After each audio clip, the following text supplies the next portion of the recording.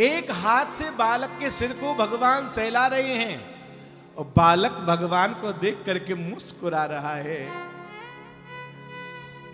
और बाहर दुनिया के लिए खड़े हुए हैं द्वारका नाथ बन के। उत्तरा से पूछ रहे, बेटी बताओ कैसा लग रहा है? कुछ मन को शांति मिल रही है? कुछ कष्ट कम हुआ? उत्तरा कहती है, हाँ महाराज, अब मन को कुछ अच्छा लगता है।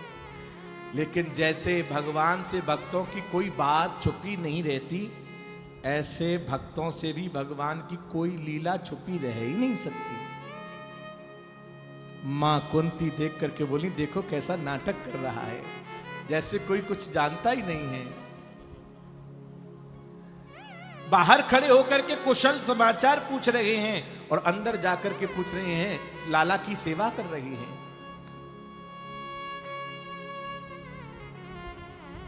ब्रह्मास्त्र का तेज शांत हुआ।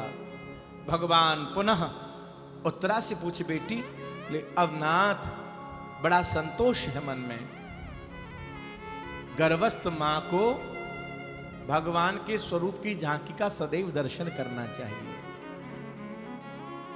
अब संतोष है, झांकी का दर्शन करके संतोष हुआ।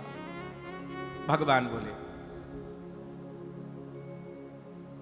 उत्तरा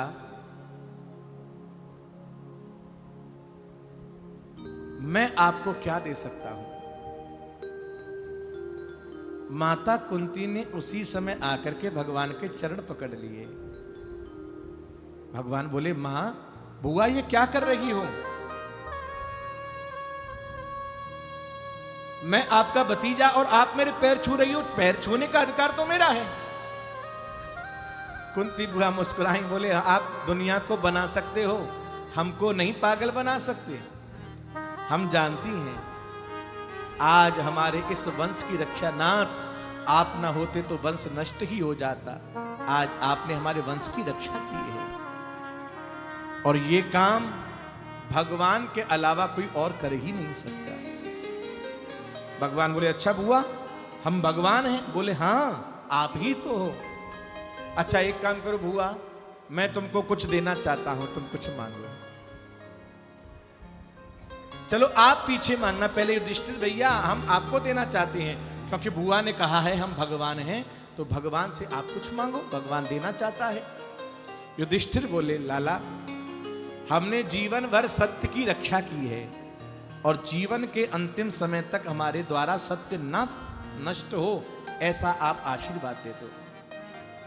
भीम भैया, भीम बड़े सकुचा करके बोले, लाला हमको ज्यादा खाने से लोग भोजन भट्ट कहते हैं, अब क्या करें, भूख ज्यादा लगती है, इतनी सी कृपा कर दो, खाते पीते सोते गाते सदैव आपका चिंतन बना रहे। नकुल सहदेव आप मांगो। नकुल सहदेव हाथ जोड़ करके बोले, हम अपने भगवान जैसे भाइयों की सदैव निष्काम मन से सेवा करते रहें, ऐसा आशीर्वाद दे दो। अर्जुन तुम मांगो। अर्जुन बोला, नाथ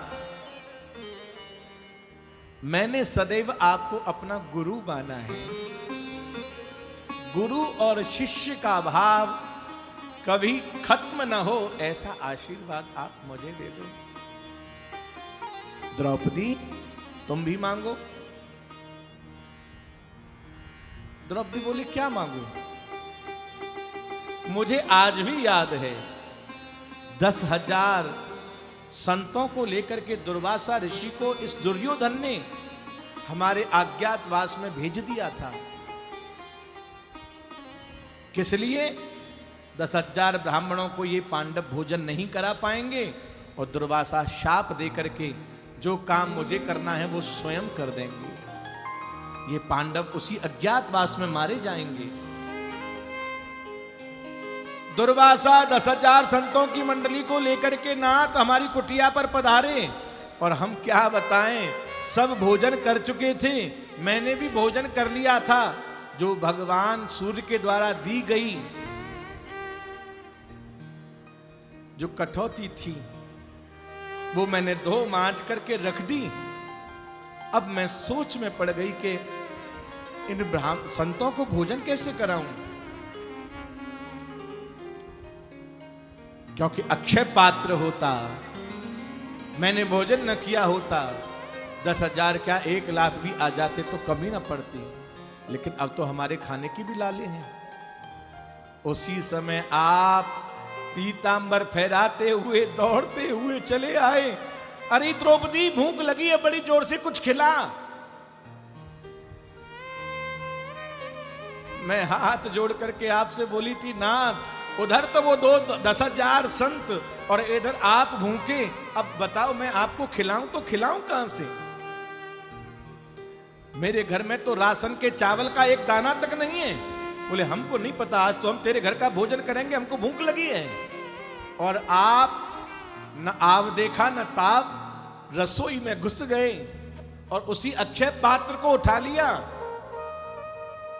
न जाने कहां से चावल का दाना चिपका रह गया था।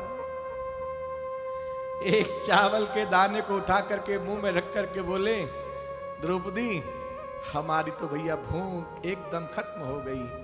इधर एक चावल ठाकुर जी ने खाया है, उधर 10,000 संत पेट पर हाथ फेरते हुए कि अब हम पांडवों के यहां नहीं जाएंगे क्योंकि पेट भर चुका है।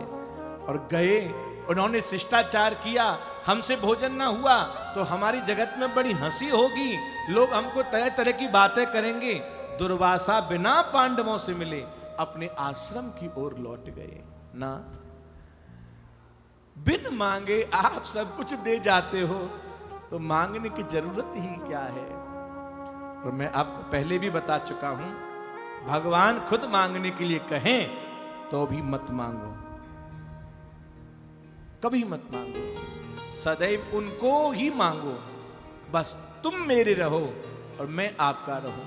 कृष्ण तवास्मि न चास्मि परस्य, मैं किसी और का ना हो जाऊं, बस ऐसा ही आशीर्वाद दे दो, सदैव आपका रहूं।